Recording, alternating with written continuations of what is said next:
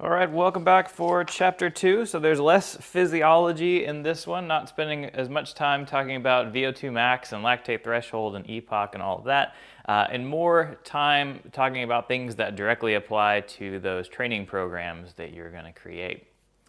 So one of the things you hear a lot around youth sports in particular, but around the concept of long-term athlete development, and so the abbreviation for that's LTAD.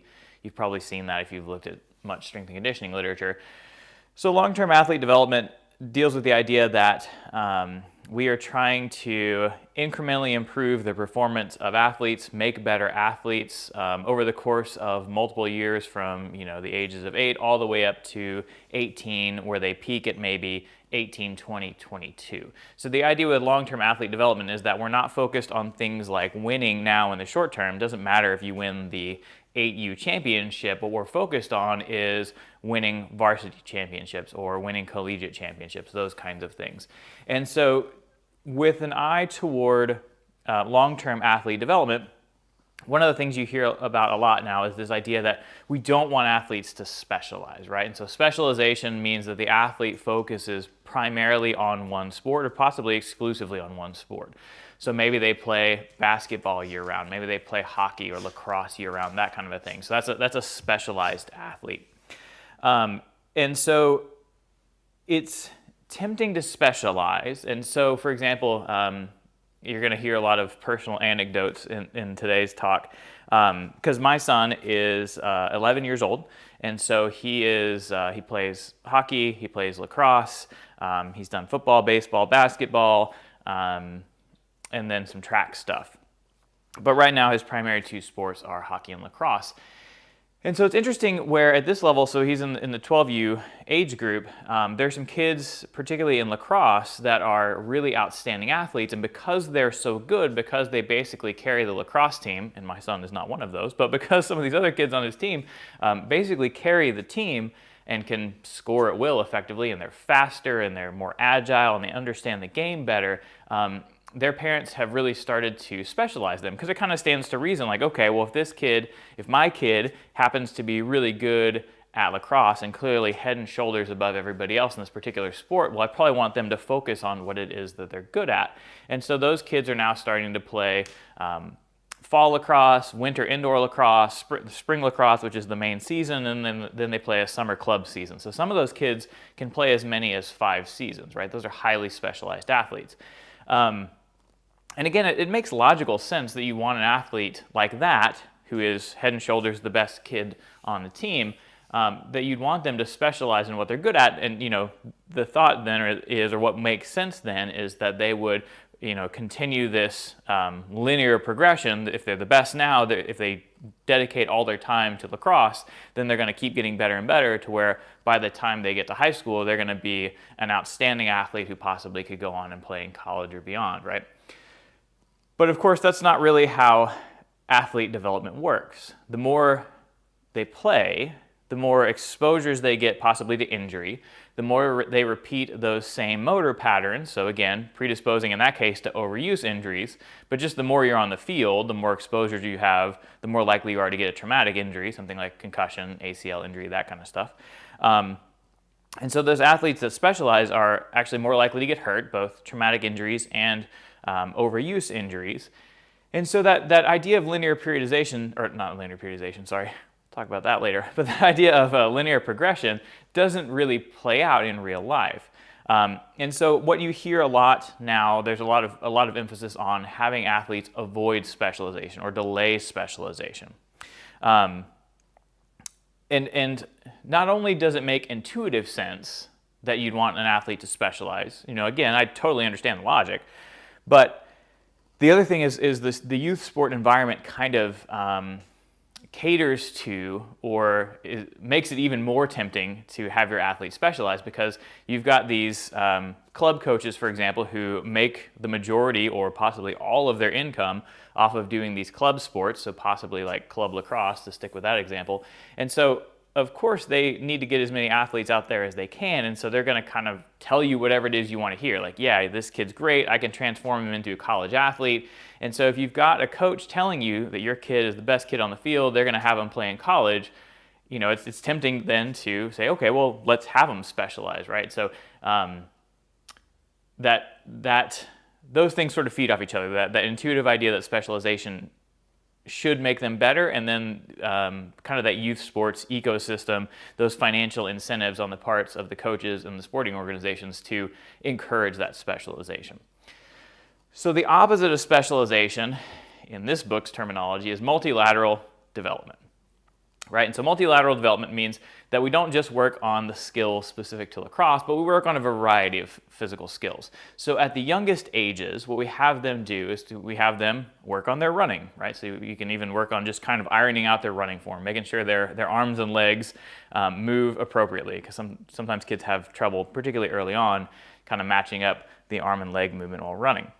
So we work on basic skills, things like running, throwing, kicking, jumping, climbing, all that kind of stuff. And then we also work on things like their speed, their agility, their cardiovascular endurance, coordination, their ability, some basic strength stuff, their ability to handle their own body weight, those kinds of things. So that's what we focus on early on. And then from a multilateral development standpoint, we're going to want to develop, again, a variety of sporting adjacent skills. So again, things like throwing, kicking, running, those types of things. And then to have them specialized a little bit later. So what this graphic is depicting here, and I'm sorry the picture on the right's a little blurry, but what this graphic is depicting here is that when they're younger, so when they're 8 and 10, that they're not going to be doing a whole lot of specialized training, but they're going to be doing a lot more like multilateral development here, right? So lots of multilateral development when they're young, less multilateral development when they're older. Specialized training is less when they're young, and then higher or increased when they're older. So, if you've coached youth sports, like I've, in the last couple of years, coached youth flag football, obviously during the course of a football season, we work on football skills, which would count as specialized training. Like we're teaching kids how to block, we're teaching kids how to pull flags, which is the precursor to learning how to tackle, those kinds of things. So we obviously spend a lot of time doing specialized training. They learn how to run plays, they learn how to run coverages, that kind of stuff. But in addition to that, we worked in dynamic warm-up stuff. So we have them do things like lunges, a variety of different curtsy squats, inchworms, Spider-Mans, those kinds of things. So we're working on kind of their general strength, their ability to handle their body weight, their ability to move. We do some agility stations. We'd have everybody throw, everybody catch, even if, based on your genetics, you're probably going to be a lineman. It's okay. You still got to work on throwing and catching. And so even though we're working on a lot of the specialized skills associated with football, during the course of the season, we're still trying to do a bunch of multilateral stuff. So we're still trying to work on those basic throwing skills, strength, muscular endurance, agility, those kinds of things as well. And there is some evidence that the athletes who can delay specialization tend to peak later, right? So athletes in general, after they decide to specialize, typically peak somewhere in the neighborhood of 5 to 8 years after they specialize.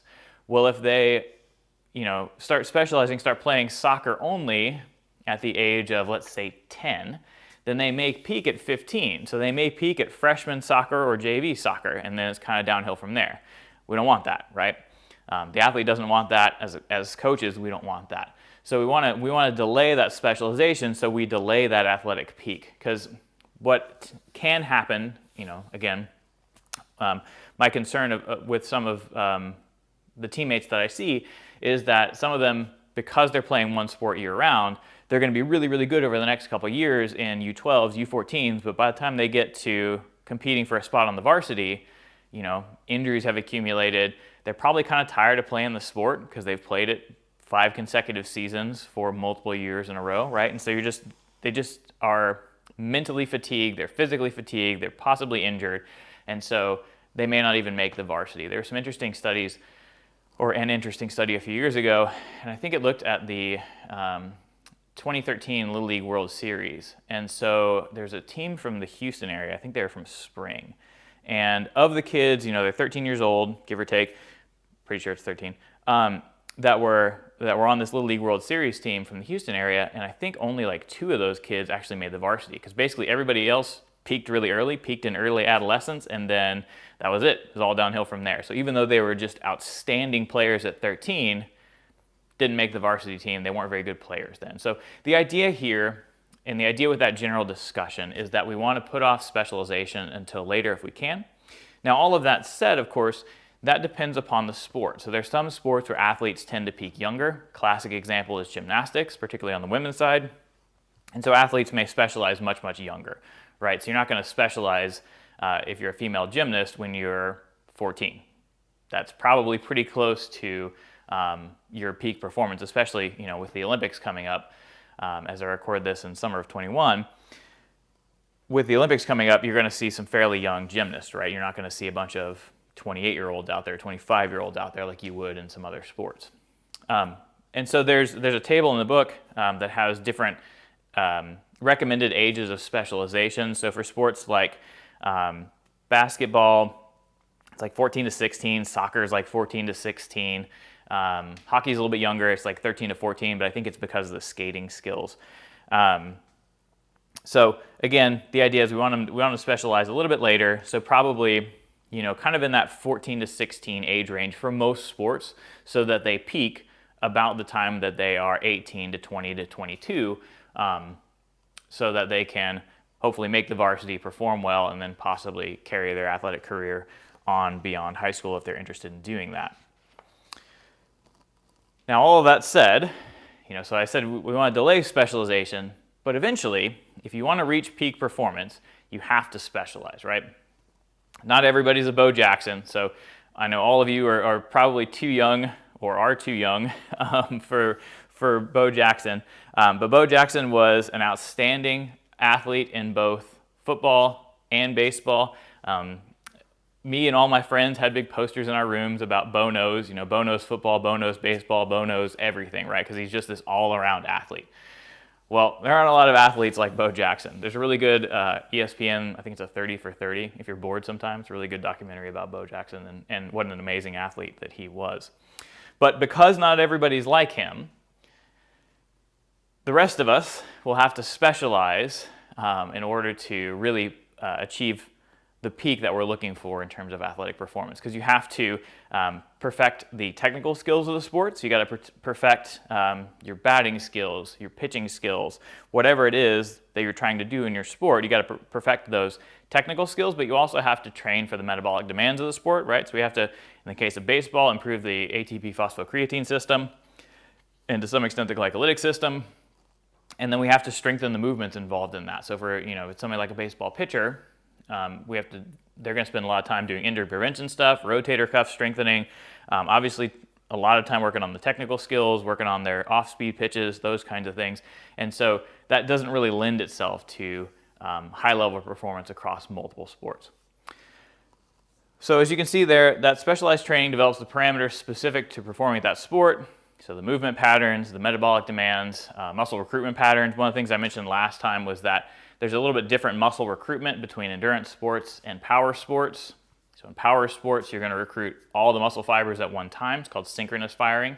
And then in your endurance sports, so again, things like cross country, distance swimming, distance cycling, those kinds of things, you're going to get what's referred to as an asynchronous firing pattern, which is where you recruit part of the muscle in any given stride or any given stroke, and then the next stride or stroke you recruit another part of the muscle, right? So the example I gave last time was a third of the muscle per stride or a third of the muscle per stroke, right?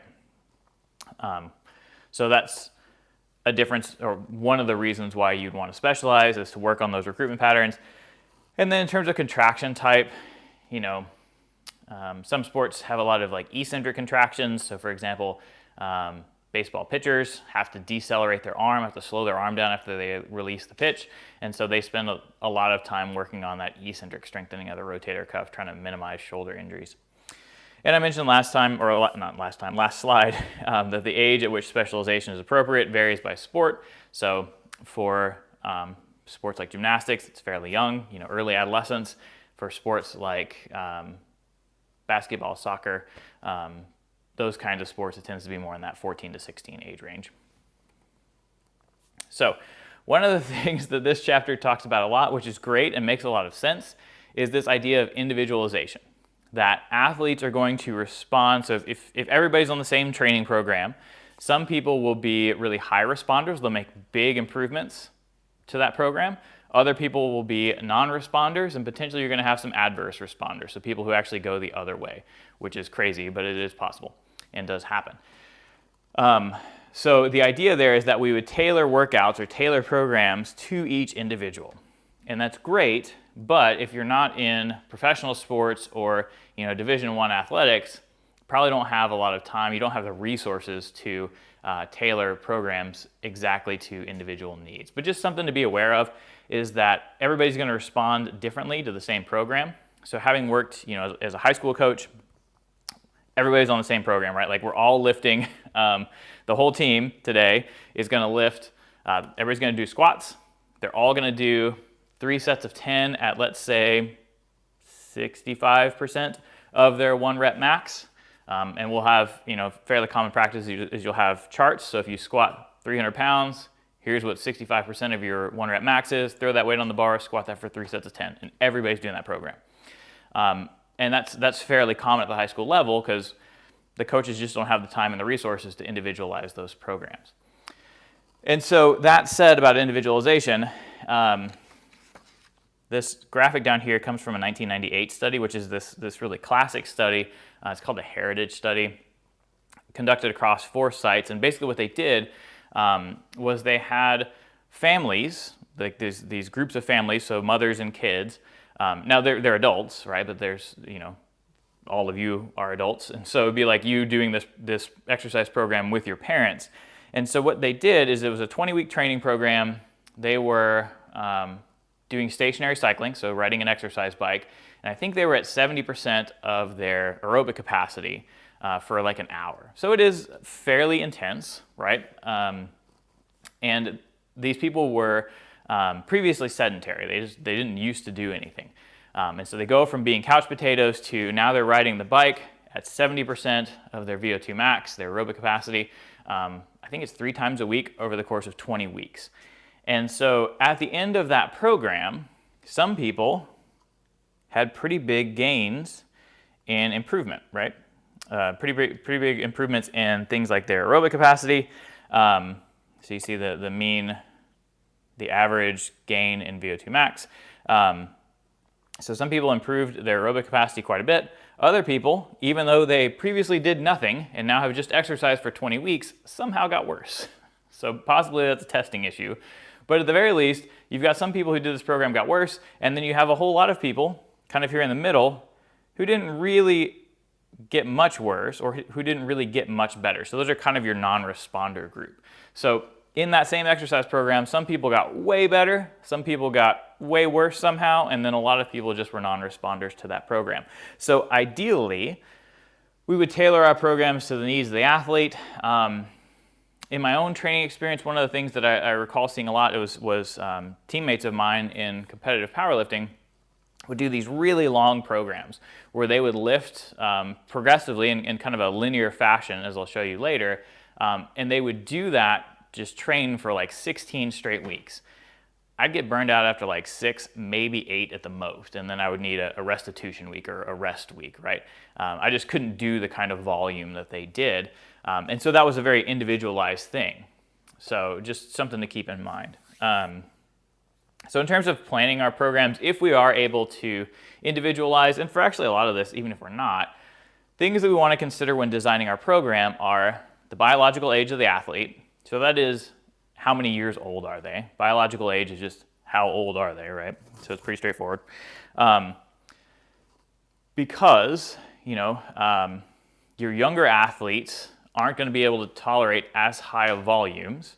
As they get older, and they're going to be able to tolerate higher volumes, and they're also going to respond better. So after the athlete has gone through puberty, you're going to see bigger responses, bigger jumps in strength, and particularly bigger jumps in muscle mass. So one of the old pieces of advice about lifting weights was that kids who were before puberty shouldn't lift weights because they were not going to respond, right? They lack the testosterone to be able to respond to the program, so they shouldn't even waste their time lifting weights. Turns out that's not true. I mean, they don't have the testosterone to make significant gains in muscle mass, but they can learn new motor recruitment patterns, and they can actually make pretty significant gains in strength, even if they can't add much muscle mass. So consider the biological age of the athlete, particularly pre-puberty versus post. And then we also want to consider the chronological age of the athlete. So I forget how they were differentiating for this book. Hold on. For this particular biological versus chronological. Hold on. Let me check my notes here. So the other thing that I wanted to talk about, let's see here. Sorry. Because again, this particular group has their own terminology that they use sometimes. Oh, I see where they're going. So chronological age, they were calling chronological age how many years old are they, and biological age was related to puberty status. Obviously, the two are pretty interrelated. So consider how old the athlete actually is, and whether they're pre-puberty or post. And then training age is how many years in a row have they been training. So if you've got an athlete who is 14 years old but hasn't really engaged in any training, well, you can't do very advanced stuff with them, right? They're still kind of learning how to use their body. They're still trying to make some basic gains in muscular strength, endurance, that kind of stuff. If you've got an athlete who is also 14 years old who's been engaged in training, let's say for soccer, for the last 7 years, well, their training age is 7 years, right? And so because they've been training for 7 years. And so you can do some more advanced stuff with them. They can probably handle higher volumes and higher intensities. Training history, what all is it that they've been doing? So have they been training for this particular sport? Have they been training for multiple sports? Those kinds of things. Athletes who've engaged in a lot of varied training, so again, that multilateral training, so they've done basketball, baseball, football, etc., a bunch of undergone training for a bunch of different sporting demands. Those athletes with that more robust training history can probably handle higher loads. Obviously, you want to plan for their health status. If they're just coming off an injury, they're not going to do high intensity, they're not going to do high volume. But if they are not, if they're well, if they're fit, all those kinds of things, then we can do higher intensity, higher volume stuff with them. And then stress and recovery rate.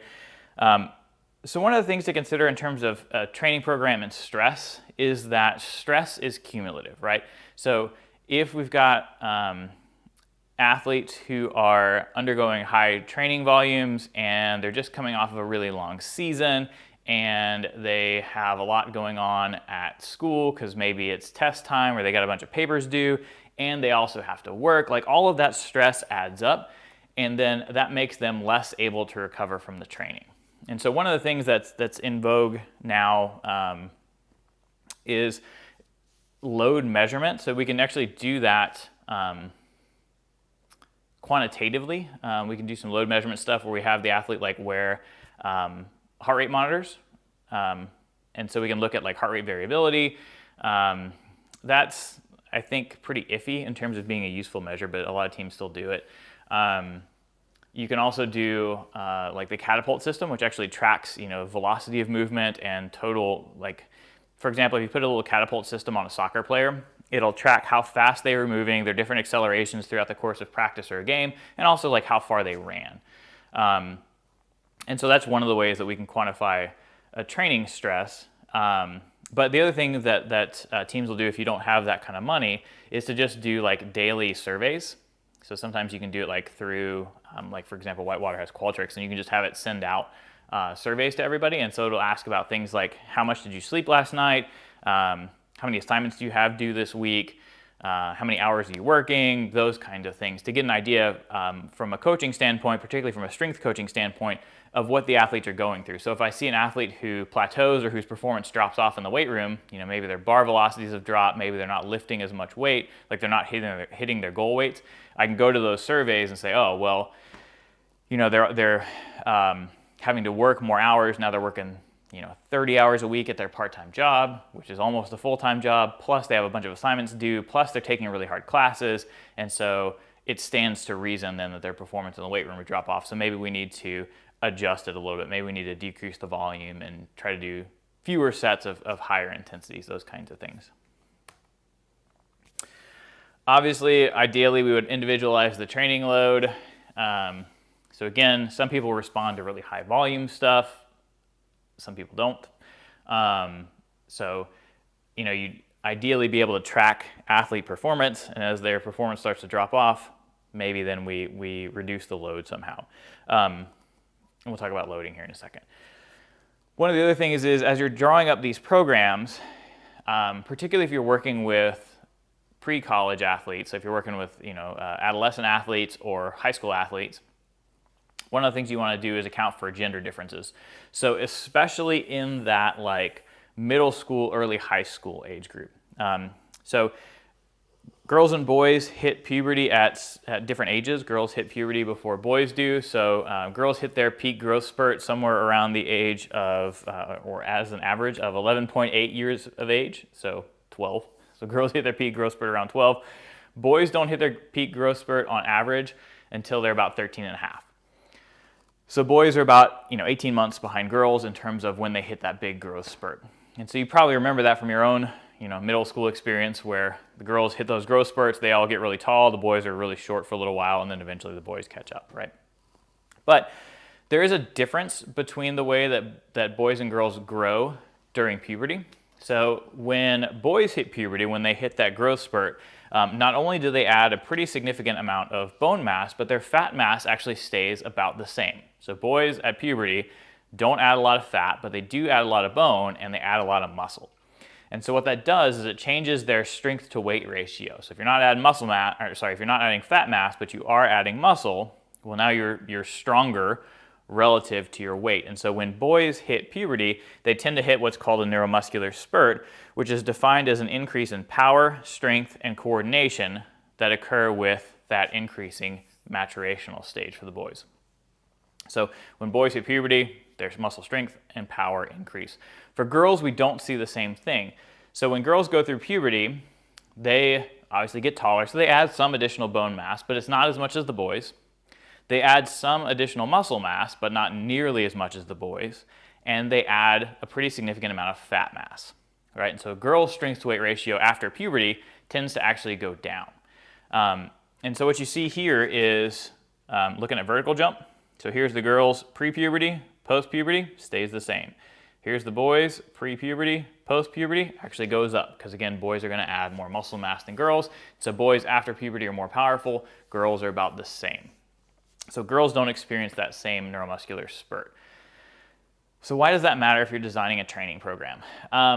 The reason that matters is because we can sort of create that neuromuscular spurt for girls if we administer a training program that includes strength training, but also includes some plyometrics. So if we intentionally develop that muscular power, we can mimic what happens in boys naturally by providing that training stimulus for girls.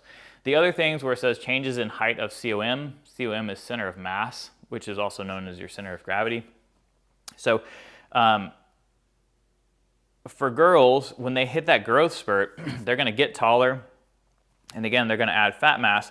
And so initially, they're going to get an increase in the height of their center of mass, so their center of gravity or center of mass gets a little bit higher, but they haven't increased muscular strength really, and they haven't, again, added any appreciable muscle mass. And so what you see in girls right after puberty, so kind of in that like 12 to 13 to 14-year-old girl range, is that with that higher center of mass and relative reduction in muscle strength, they're not quite as good at controlling their center of mass. And so if they land like on one leg, tends to be a little bit more awkward of a landing. And so that's one of the theorized reasons that girls tend to have much higher injury rates with respect to ACL tears than boys do in the same sports. So if we're talking about girls versus boys soccer, girls versus boys basketball, girls have anywhere between 2 and 8 times higher likelihood of tearing their ACL than boys do in those same sports. And so part of that deals with this developmental difference where girls are going to see a change in the height of their center of mass where it goes up, but not an increase in muscular strength. So they're not as able to control their weight as well right after that growth spurt at puberty. So from a practical standpoint, in designing programs for girls in that kind of 12 to 14 age range, you're going to want to include some ACL injury prevention stuff. All right. So other stuff on individualization. So the concept of monotonous overtraining, the idea is that you do the same thing all the time. And so obviously if you, as we discussed last time, if you provide the same training stimulus all the time, speaking of puberty, voice crack there, if you provide the same training stimulus all the time, the athlete becomes more efficient at that training stimulus and they stop adapting to it, right? If the stimulus is always the same, the adaptations stop. And so then that's where you get a plateau. And if the athlete's doing the same thing all the time, that workout's pretty boring. So basically, you know, if you are just every Monday a squat day and every Tuesday is some sort of upper body day, and we just do that for, you know, 8, 10, 12 straight weeks, that can get kind of boring. And so then the athlete isn't as focused in the weight room, and they don't continue to make the progression, they don't continue to make the gains that we'd like to see. And so that is monotonous overtraining, because the program is boring and basically the same stimulus over and over and over again, the athlete's going to plateau. Now, one of the things in program design that is a real challenge is there's this sort of balance that you have to strike between stability, meaning keeping the program the same, and variability. So having just said, you know, if the athlete does squats, let's say back squats for 8, 10, 12 weeks, that it can get boring. But I'm probably having the athlete do those back squats because those are important for developing their sport skills, right? So if we do back squats, that's going to develop strength in the hip extensors and in the knee extensors in particular. So it's going to help the athlete jump higher and run faster, which is what I want if I have an athlete who is basketball athlete, soccer athlete, those and a variety of other sports, right? So those are going to be important adaptations that I want. So I have that stability because that particular exercise develops attributes that are going to translate to the field. Variability is obviously we're changing things all the time. So we want to change some things to keep the program fresh, to keep the athlete interested. But at the same time, if I squat this week and the next week I do, I don't even know,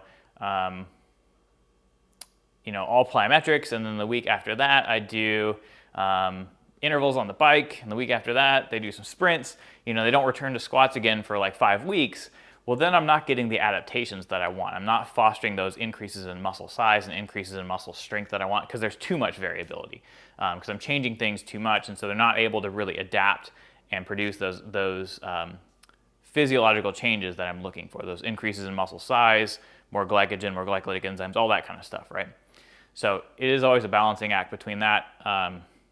I'm a pretty boring person, so I tend to have, in designing programs and performing programs, I tend to have lots and lots of stability and tend to sacrifice variability some. In terms of program factors that we can manipulate, so one of the things I mentioned last time, you maximize adaptations to a particular stimulus at about 4 weeks, possibly as few as 2. So we got to change something up, let's say at least every 4 weeks. So we can do squats for 3 sets of 10 with 100 pounds for the next 4 weeks, and at that point they've already maximized the adaptations. So now I have to change something. So what happens there is that things I can change include the volume of the exercise. So that volume is sets and reps, both in the weight room and if we're out there doing sprints, those are typically performed kind of for sets and reps, because you'll have 8 reps of 100 meters, and then you'll have a longer rest interval, and then maybe you'll do another set of 8. So that's volume, that's sets and reps. In endurance sports, it is mileage. So if you're a runner, how far have you run? Swimmer, how many meters have you swam? Those kinds of things. So in endurance sports, it tends to be distance. But in the weight room, it's sets and reps. Intensity is how hard you're working. In the weight room, intensity is either how much weight you're lifting or how fast you're lifting it. So in general, though, when people talk about intensity in the weight room, they're talking about how much weight's on the bar. In endurance sports, intensity is how fast you're going. And so we can measure that not only by things like your actual speed, like your running speed, but we can also measure that by your heart rate. So are you operating at 80% of your heart rate max? Are you operating at 70% of your VO2 max? That's another way to estimate intensity. You can also do rating of perceived exertion, which is abbreviated RPE. And that's a scale of 6 to 20. And basically, you ask them how hard they think they're working. You say, okay, I want you to be at a 15, right? So that's another way to measure intensity of exercise. Again, we can do things like velocity of movement. The faster you move, then that's a higher intensity movement. Trying to think of some other ways we could measure intensity.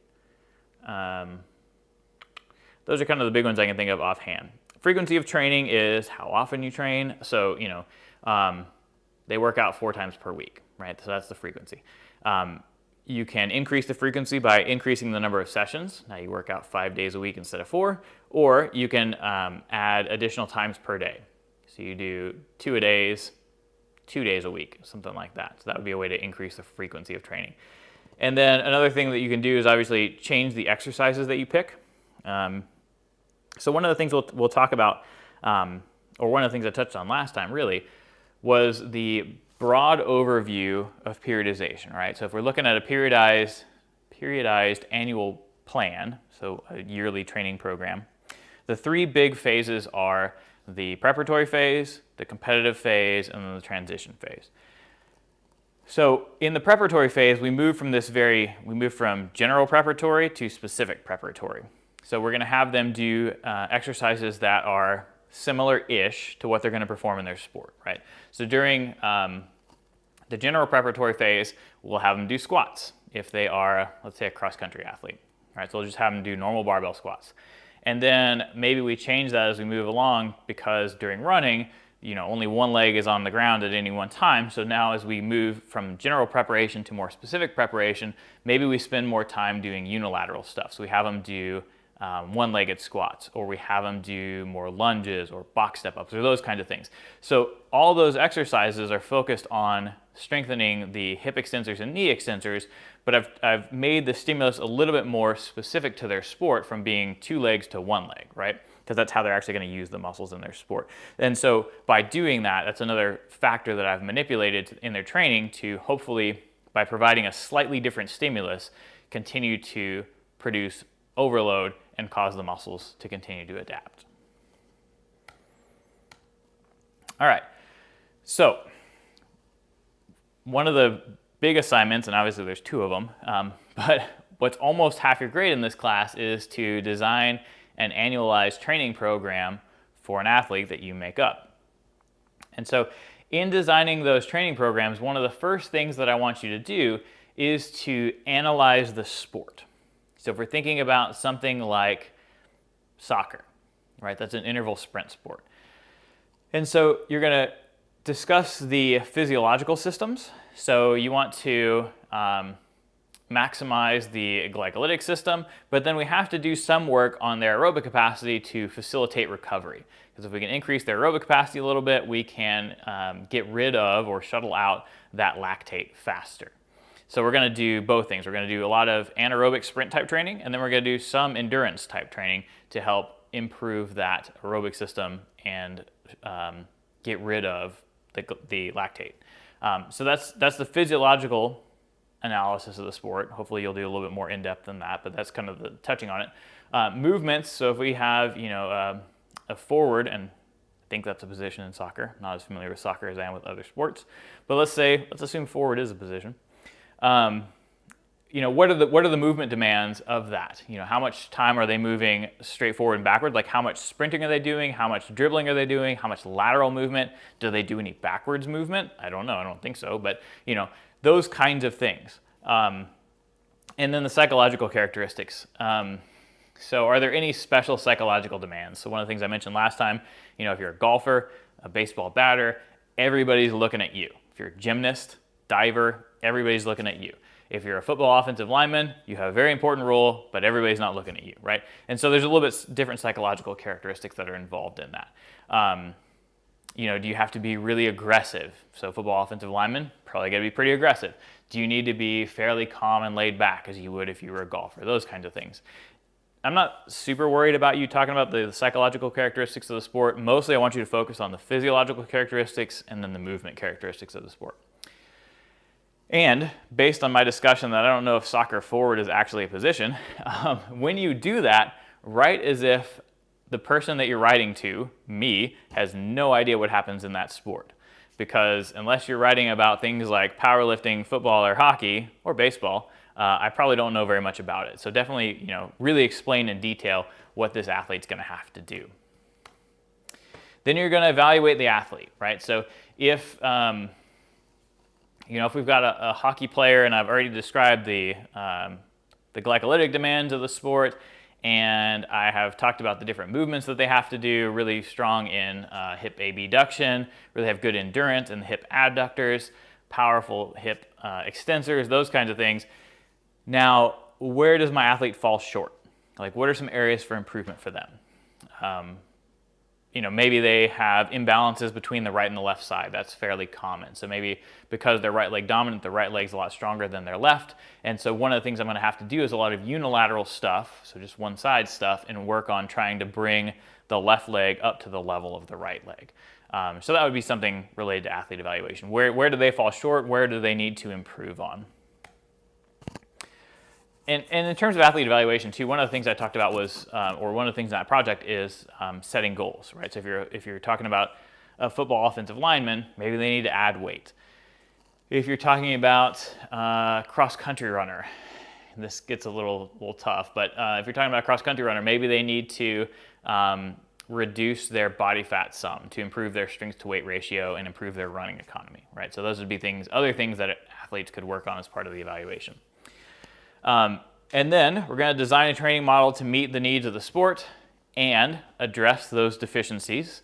So with my hockey player with imbalances, we're going to do a lot of squatting, but we're also then going to do some type of a hip circuit. So we're going to, again, do probably some unilateral stuff. So maybe rather than doing a bunch of two-leg squats, I actually spend some time doing like split squats, or we do lunges, that, like I said, box step-ups. But in addition to that, maybe we do a bunch of like clamshells and internal external rotation exercises and monster walks and those kinds of things to bring the left hip up to the strength of the right hip. So I'm enhancing their performance and I'm trying to address any deficiencies that they have. Ideally, you would continue to monitor throughout the implementation of the program. So you want to keep tabs on progress. Periodically, you're going to have a max out. Importantly, can't have a max out too often, right? So from my standpoint, I wouldn't have a max out any more often than 6 to 8 weeks. Because the more often that they max out, you'll actually see them start to plateau and then decline. So you want to spread those maximal sessions out a little bit. So you can monitor in other ways, right? Things like bar velocities if you have a big budget. You can monitor perception of exertion would be another way. Heart rate would be another way, those kinds of things. And of course, the test of whether or not your program worked is, did they play better? So are they faster on the ice? Are they faster on the field? Can they jump higher? And then did that translate into better performance on the field? Because that's really what we're interested in here.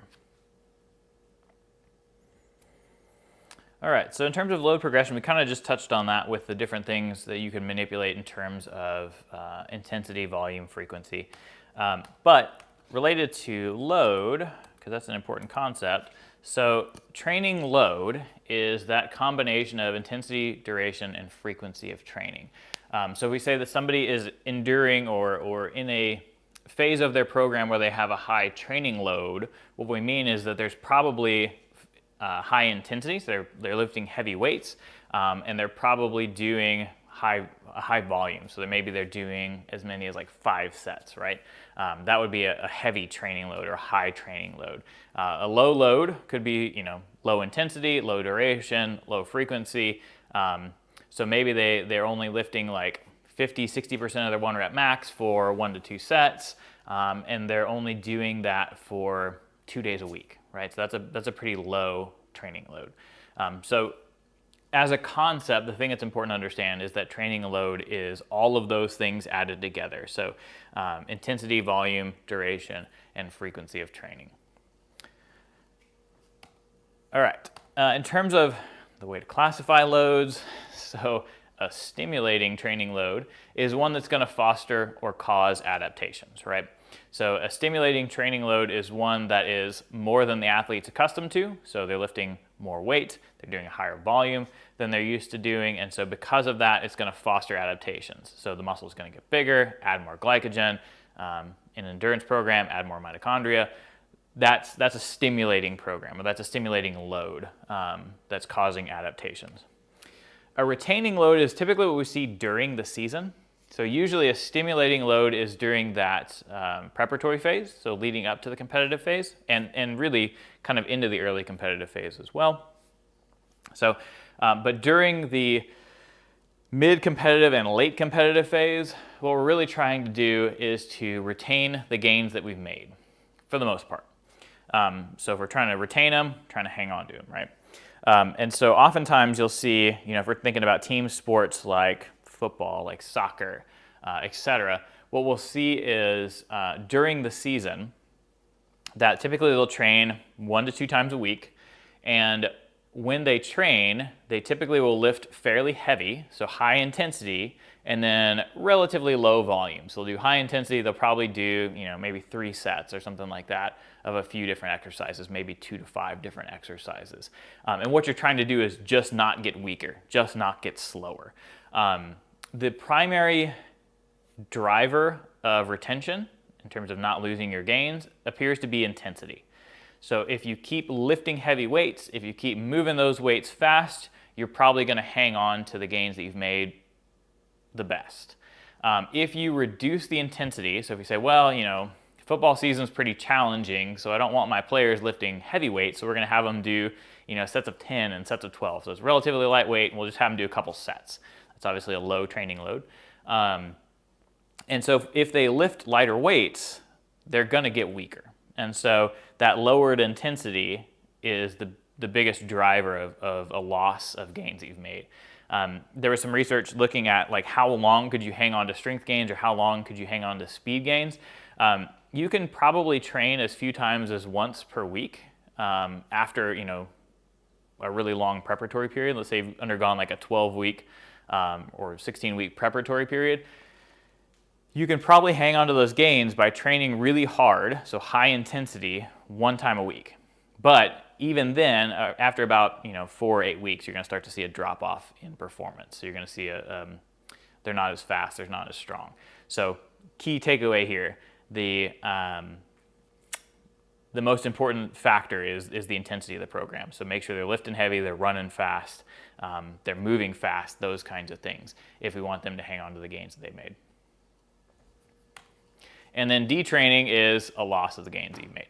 So the reality is that as much as we try to have athletes, over the course of a sports season to hang on to their strength gains, to hang on to their power gains, the reality is that over the course of the season, everybody gets weaker, everybody gets a little bit slower, right? Just with the accumulated training stress, so particularly thinking about college athletes here, as you move, if they're a fall athlete, as you move later into the fall semester, assignments pile up, maybe they have to work. There's a number of other stresses, and so basically, and possibly they get injured, right? And so there's just the monotony of training. Every sport kind of has its little pattern for the week, particularly if it's a sport that competes once a week. And so all of that just gets mentally and physically fatiguing. And so because of that, you're going to see a drop off in performance later in the season. So that's detraining. So a load that is detraining is one that is, and before I mention that, one of the terms I threw around last time that this book uses a lot is involution. So again, remember the involution is a loss of training adaptations. So a load that is detraining is not of sufficient intensity, volume, duration, or frequency. But again, it's probably not of sufficient intensity to hang on to the adaptations that they've made. So in a periodized program, we're going to manipulate the training load in order to make adaptations and to hang on to the adaptations that they've made. So it's kind of the home stretch here, because I know this is a long talk. There's a number of different ways to manipulate the training load to foster adaptations. So one of the things that this book does, one of the models that they lay out is what they call the standard loading model. And so the gist of the standard loading model, and the reason I laugh is because when I first read this, I was like, who is this standard for? Like, having done a lot of work on the history of strength and conditioning, like, to say this is standard loading is to say, really, this would be standard loading in like the 1960s, and the early 1960s at that, maybe the late 50s. But the model that they call standard loading is basically, we're going to have athletes, we're going to introduce a training stimulus. We're going to do 3 sets of 10 on squats, on deadlifts, on bench press, curls, calf raises, and maybe one other exercise. That was a pretty common like football type program in the early 1960s. And so we're just going to keep doing those 3 sets of 10 the whole season, right? So obviously, when you introduce that training stimulus, you're going to get a big adaptation. You're going to get increased muscular strength, increased muscular size, a minimal increase in power, right? A minimal increase in endurance. But you're going to get some rapid adaptation. So within 4 to 8 weeks, you've got pretty decent adaptations to that program.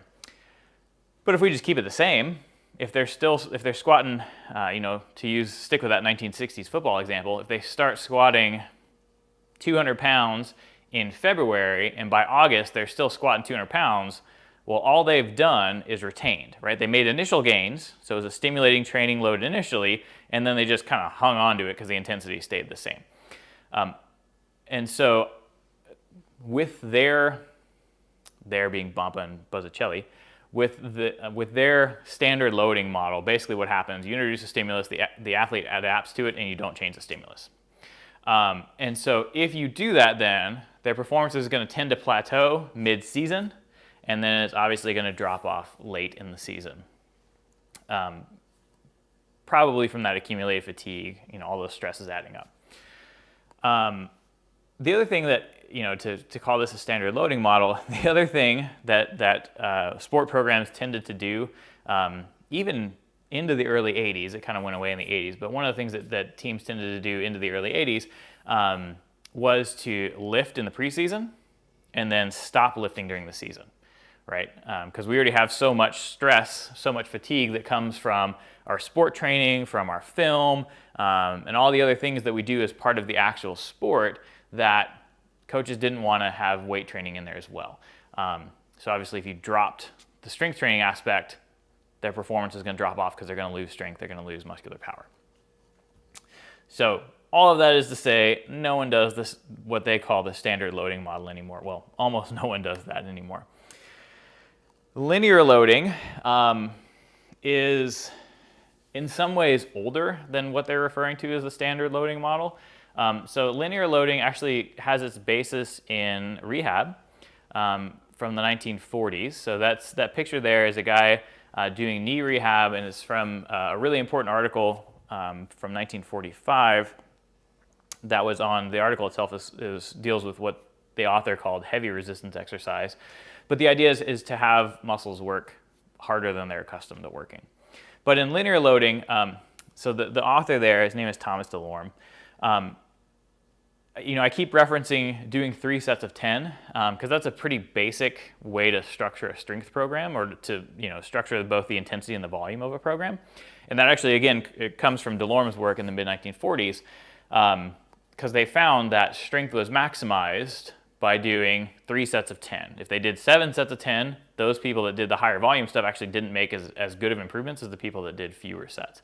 And so 3 sets of 10 kind of became this like anchor point for just basic strength training. But the way that it worked is they would determine a 10 rep max, so 10 RM means 10 repetition maximum. And so what that means is that's the most amount of weight you can lift 10 times, right? So I couldn't have gotten to 11, because otherwise it'd be my 11 rep max. So 10 rep max is the most amount of weight you could do 10 times. And so in that loading model, what they would do is have them lift, all right, so if your 10 rep max is 100 pounds, you're going to do 100 pounds 10 times. And you're going to do that next week, and you're going to do that the week after. And then, after that, by week 4, if now you can do 105 pounds because you're a little bit stronger, Now 105 is your new 10 rep max. And so you do sets of 10 with 105 and then eventually with 110. So you're always doing 10 repetitions with the most weight you can do. And as you get stronger, you just add more weight. So that's a pretty good model. The problem is it's easy to get burned out because you're always working at your max, right? You're always lifting the most amount of weight you could 10 times and then you're increasing it. And so it is really good in short bursts, like 4 and 6 week cycles. But if you start to do longer cycles of that, the athlete's going to get burned out. It's mentally fatiguing, it's physically fatiguing, and so performance is going to start to drop off. The eventual model, just because I have to do this, because it would kill me not to tell you this.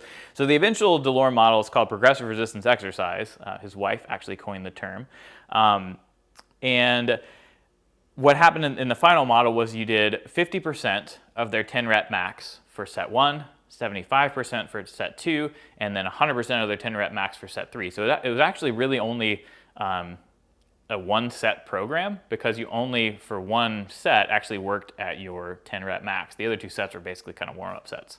But nonetheless, 3 of 10 kind of became this standard anchor point. And you've seen by now that I use that as one of my standard anchors as well. So that's linear loading. They're working at their absolute max, and then you just keep adding weight as they get stronger. Since we're talking about history, there were some similar, like if you wanted to learn how to lift weights or how to structure a program in the 1930s, 40s, 50s, even into the 60s, the typical advice was to start at basically your 6 rep max. So the most amount of weight you could lift 6 times, let's say on a squat or on a press, and then do that for a few weeks. And eventually, obviously, you're going to get stronger, right? And so as you get stronger, you can now lift it 7 times. And then eventually you can lift it 8. And so basically you would just add repetitions until you got up to 10, and then you would add weight. So you would actually increase the volume first by increasing the number of repetitions. Then you add weight, so now you've increased the intensity, and you drop it back down to 6, and then you just keep working up. So it's an interesting, like normal, as I'll show you here, more contemporary periodization models, you rather than adding volume first, you increase intensity first and then decrease the volume. So 20th century training was a little bit different in terms of which variables were manipulated first. This one's pretty classic. So step loading. Step loading, as you can see there, is good for novices. Anytime somebody asks me about like structuring a weight training program, the basic way that I tell them to lay it out is this. Because it is super easy to set up. Almost everybody's going to make improvements on it. And very few athletes are to the point where they need to do things more exotic, like to do undulating periodization or to do reverse undulating. You know, there's a bunch of different ways you can manipulate the loads. But I think this one, again, I'm a pretty boring, like linear kind of a person. And so to me, 1, I've seen this program be super effective, but 2, it's just easy to do and it's easy to conceptualize. And so the gist of it here in this step loading is that we're going to do in set 1. So this is our, basically these are going to be our training weeks. So week 1, week 2, week 3, week 4.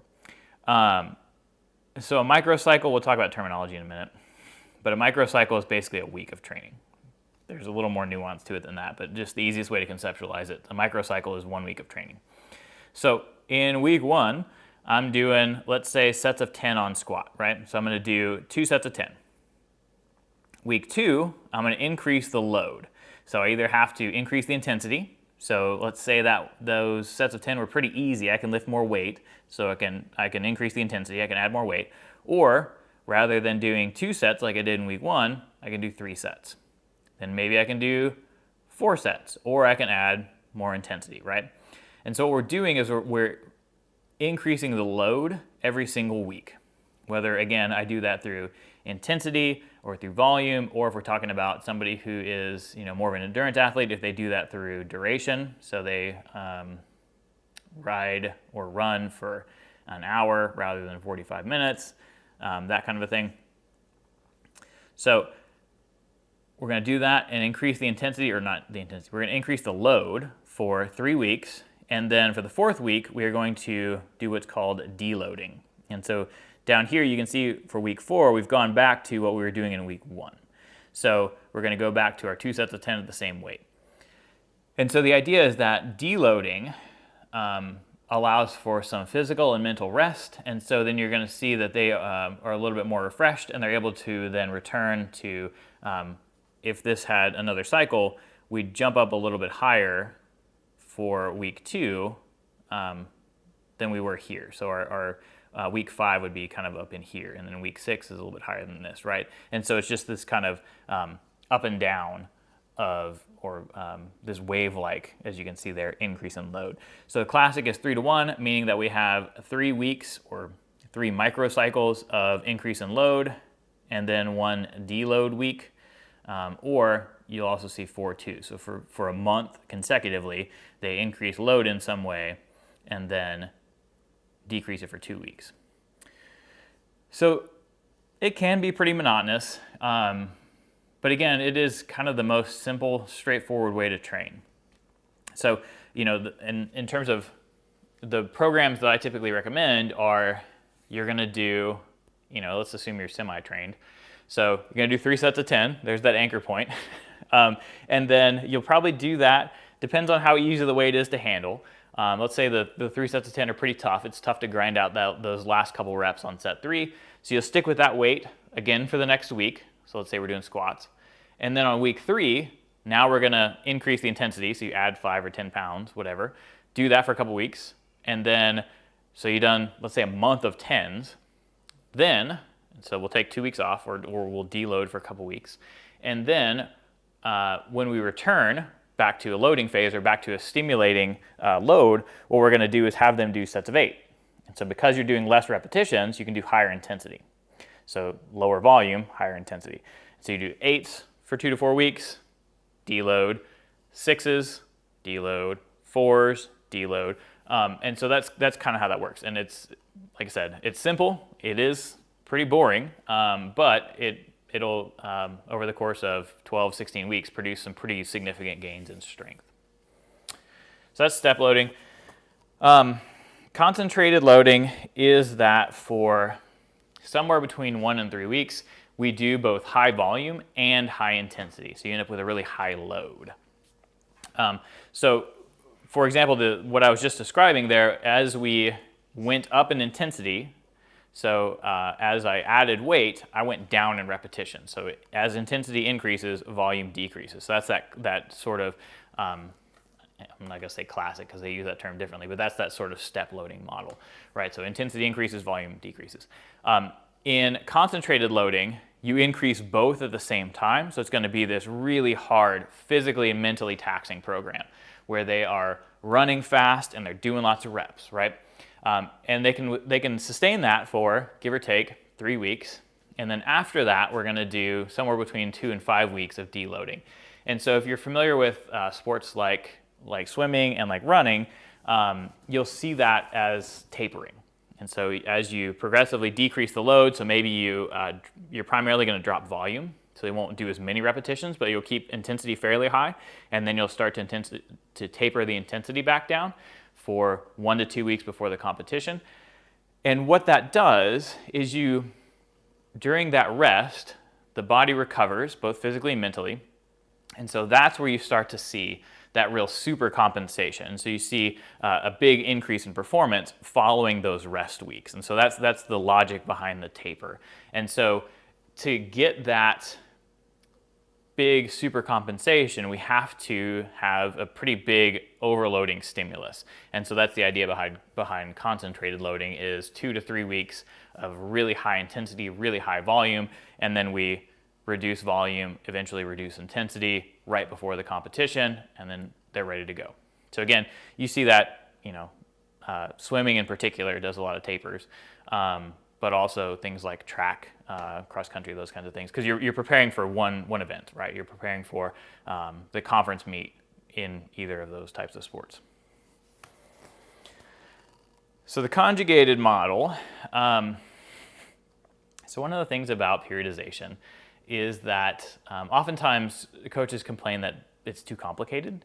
And I think it is made unnecessarily so by the terminology. And so I say that because there's some terminology on this slide that kills me.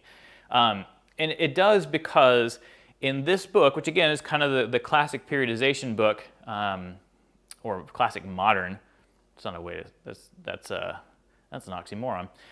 This is like the modern go-to book on periodization, the one that we're using for this class, the Bompa and Bozzicelli book. It used to be Bompa and Hoff. But Bompa uses different terminology than when periodization first came to the US. Again, as mentioned last time, so the 20th century model for periodization comes from the Soviets. And so a lot of the guys who translated it and who first described these periodization models in the US were Russians. So you'll see names like Verkhoshansky, which is just a fun name to say, Verkhoshansky. And then there's Medvedev. And then there's another one, but it doesn't matter. Anyway, you're going to see a bunch of Russian names. And so those Russians and the authors, the American authors who translated a lot of the Russian work, there's a guy at Cal State Fullerton whose name is escaping me at the moment. I can picture him, but I can't think of his name. I'm sure it'll come up later. Anyway, he did a bunch of the translations. Michael Yessis, that's the guy's name. There we go.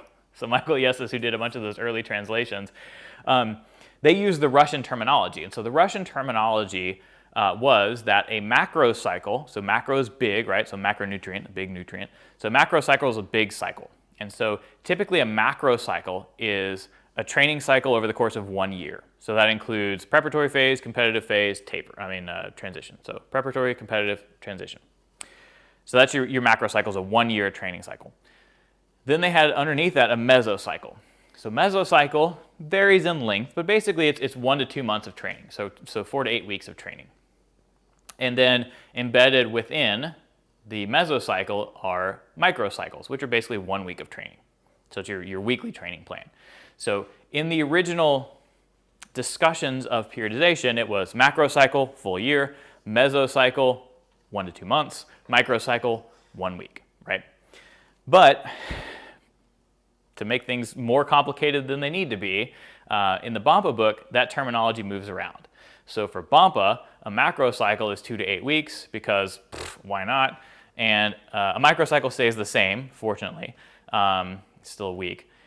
And for Bompa, he doesn't have mesocycles, and his macrocycles are annualized training plans. So when people complain about periodization being complicated and having a bunch of ridiculous terminology that makes it inaccessible, that's why. So I think the Russian stuff is actually more straightforward. So Russian cycle, again, and to be fair, macro cycles for the Soviets actually moved around a little bit too. So if you're talking about an Olympic athlete who really you want them to peak every 4th year, their macro cycle, the big one, the Olympic cycle, was 4 years. And then you had annual plans embedded within that, and then mesocycles, and then microcycles, right? All right, so all of that complaining said, in the Bompa book, he has annual training plan, full year.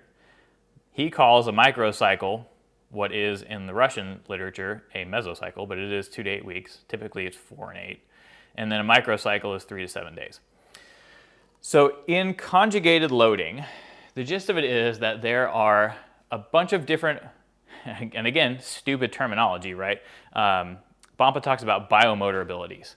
So things like running speed, or speed in general, right? Speed, muscular power, agility, muscular strength, muscular endurance, all those are biomotor abilities. And so the idea is that for a particular sport, let's say football, American football, there are a variety of biomotor abilities that you need to maximize as best you can in order to perform well at American football. So you need muscular power. You need some level of running speed. So I'm thinking, again, of an offensive lineman here. So you need some level of running speed, but mostly you need muscular power. And then you're going to need some agility, right? And so the idea there, those are the 3 biomotor abilities we want to develop. Muscular power, actually, let's do this. Muscular power, muscular strength, and then agility. And so we'll have each of those in here. So you'll have strength and power training, our agility training, and then some conditioning. And so during each phase, so block 1, so we're going to call, let's assume block 1, well, he has it on here. Block 1's 3 weeks. And so during that block, I'm going to emphasize strength and power from my offensive linemen. So 4 days a week times 3 weeks is 12 total sessions of strength and power training. So if we're working on strength and power, we're probably doing sets of 8 or less. So strength is kind of that 5 to 8 range. Power is kind of that less than 3 repetitions range. So we're going to have them do that. And so our focus here then is going to be strength and power. And while this is the focus, our agility takes a back seat. So we're only going to do 2 days a week of agility training. So maybe Tuesdays and Thursdays we have a little bit longer sessions and we do some agility training after we do our strength and power training. Then we got a recovery block of 4 weeks, which seems like a pretty long recovery block.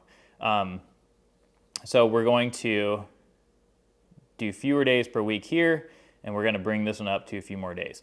And then eventually what we're going to do is to actually flip them. So as we get close to the season, and this is not the best depiction of that, but as you get close to the season, now we're going to emphasize this. And so this, the speed and agility, is going to have higher intensity, or let's go with this. It's going to have higher load.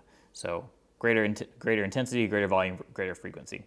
And so when speed and agility becomes or moves to the front seat, strength and power takes a back seat, right?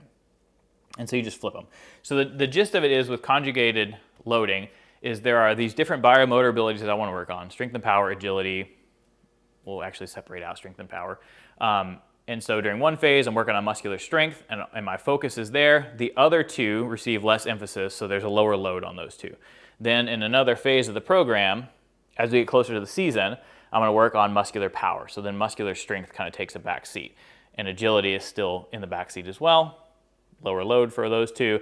And then as we get into the season, let's say agility moves up to the front seat, do fairly high load agility stuff, and then strength and power take a back seat. So that's the way that conjugated loading works, is you have some sort of a training emphasis, and then that takes the focus, while everything else you just try to maintain.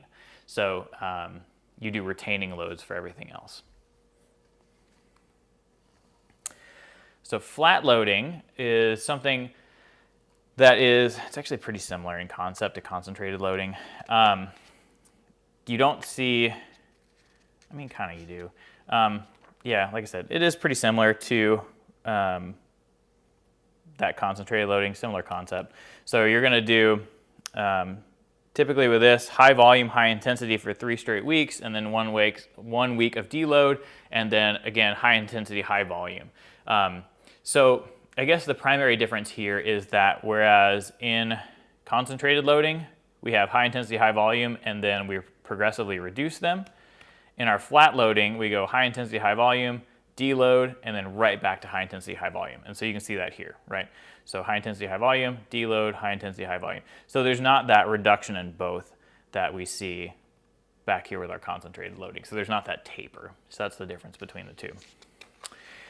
And so in theory, if you sequence them appropriately, each block will lead into the next. So again, going back to that sort of classic periodization model, my fave, which is this one. Again, this classic way of laying it out is basically you're going to do sets of, let's say, 10 to 12 in the weight room. So you're somewhere, in the neighborhood of 60% of your 1 rep max, 50 to 60%, somewhere in that range. So you're going to do 3 sets of 10 to 12, or let's go 3 sets of 12 for 2 weeks. Then you're going to do 3 sets of 10 for 2 weeks. Then you're going to deload.